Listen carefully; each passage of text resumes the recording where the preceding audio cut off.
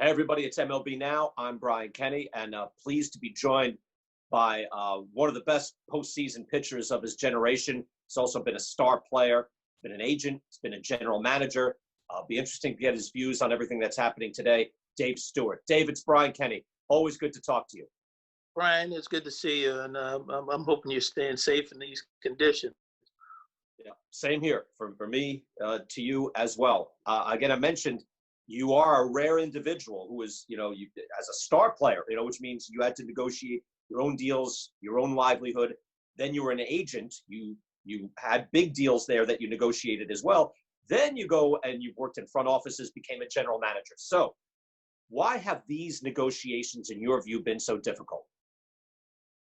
I think the biggest reason is obviously because we've got a shortened season, and so for as long as I can remember, money has always been an issue in negotiations between teams and management. 81 strike, the bottom line was money. 94 strike, it was money. And so the issue of money is always going to be a problem. Then the second issue, I think, if for as much as it's been downplayed, but I believe that it is a factor, and I think we're going to hear more about it in the upcoming days, even though the players will probably agree with this negotiation, is the health and safety issue. That's a big factor, in my opinion. The country is spiking again in different areas across the country. And so I do believe that the health issue is a problem. And then, there's always the underlying things. I do believe that it would have been a better season if we could have played at least 80 games, but we couldn't get 80 games in because now you're getting late into the year and you're putting yourself in a situation of more coronavirus. And so those, in my opinion, are the issues, with money being the biggest factor. But you've got other small factors, and there could be 10 or 15 of them. I wasn't in the negotiation that turned into one big factor.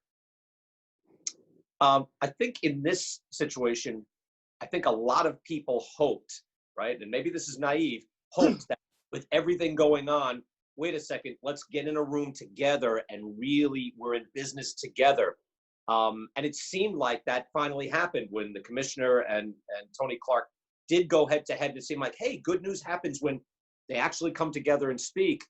Why do you think that didn't happen? Or is that again, just too naive to think that, wait, we're going through a lot in this country now, baseball would be good, let's play ball together and get out there? Why do you think that didn't happen?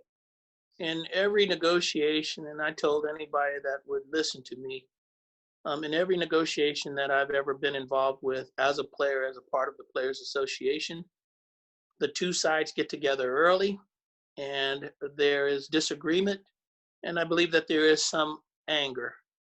Then after that, it's a sit and wait until you ultimately get closer to the date that you have to do something.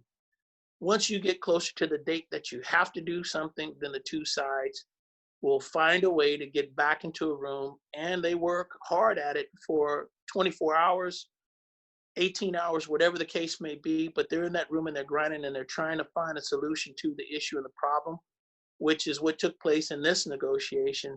Ultimately, when we had strikes, it ends up exactly as it did in this negotiation. The players didn't want it, they voted it down, but in this particular case, there was a clause that the commissioner could enforce. And so we're having baseball, and quite frankly, I'm glad that we're playing. Yeah, me too. I think everybody is. You'd like to feel better about it. Maybe when it gets out there, hopefully everyone can be safe. We're also in a time of social upheaval right now. What is your view, Dave, from, again, your life experience in watching the protests, Black Lives Matter, all of that?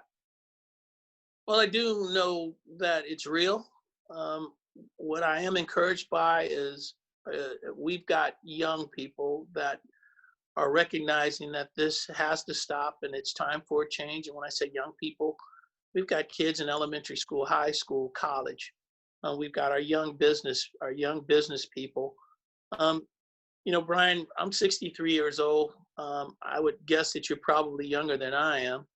And so we're going to get to a place where our time has moved on. and we're going to be in that afterlife. Whatever your belief is, I believe in God. Um, and so the people that are recognizing this now, the young people that are recognizing that we need change now, will eventually be us. And if that is the case, then the world will have change. Um, in the game of baseball, um, I think that's going to take some doing. The game of baseball and executive management, on-field management. I'm not quite sure that baseball is ready for change in those areas. We've got maybe 2 field managers.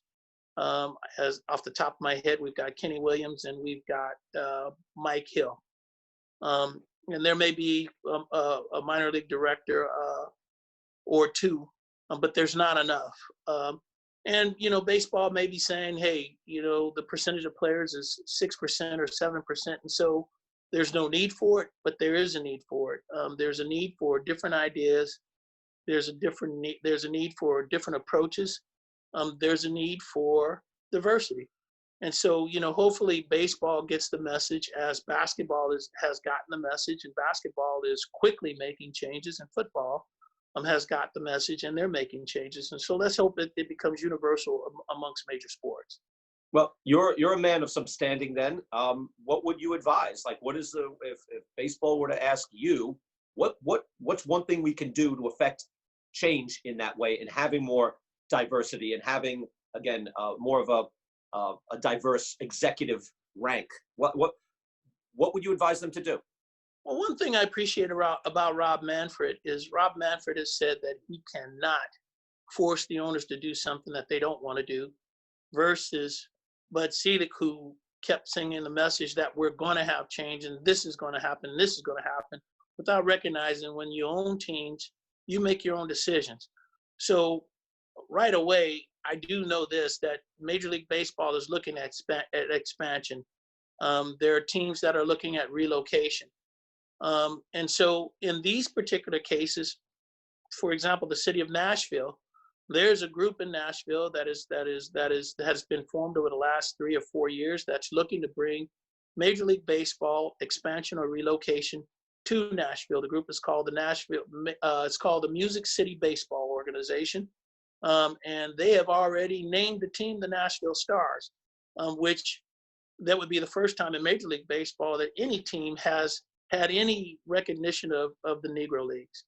They have formed a relationship with the Negro Leagues Sports Museum in Kansas City and Bob Kendrick. And so obviously, in my opinion, if you've got an organization that's looking at minority ownership, black and brown minority ownership and money, one of the greatest moves that Major League Baseball could make is allowing that type of ownership. And I know people will say, well, Magic Johnson and Derek Jeter, that's small ownership. When we talk about major ownership, we're talking about 51% ownership in a baseball team. Mm-hmm. And so I think that you should look at that as your first option to create change. That's an excellent point. Well put.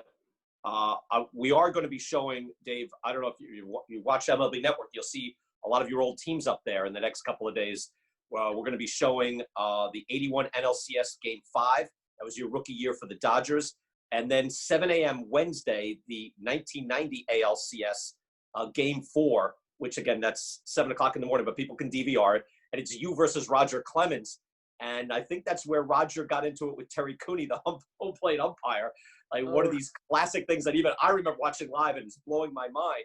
And you were the guy, again, you were the star pitcher on the other side. You got through that one. You were MVP in that, I believe in that series. You were twice in the ALCS. What do you remember about that game? Red Sox, A's, you versus Roger Clemens. Well, I know that the rivalry and the competition between Roger and I started from Tony La Russa's first day as manager with the Oakland A's. And that was my first start for Tony La Russa in Boston. And that started. And, Roger, without a doubt, was one of the best pitchers in our period of time. And so for me, it became, how do you become one of the best? Well, you have to beat the best. And so I made it my mission and my goal, with also Tony helping me to get to a place that I could understand what my mission and goal was. Tony primed me for making every start, because everybody I pitched against was a number 1 or number two. I faced Frank Viola, Dan Petrie, Jack Morris. I faced people's number ones. And so he said, take each one of those games and prepare yourself for the real big games.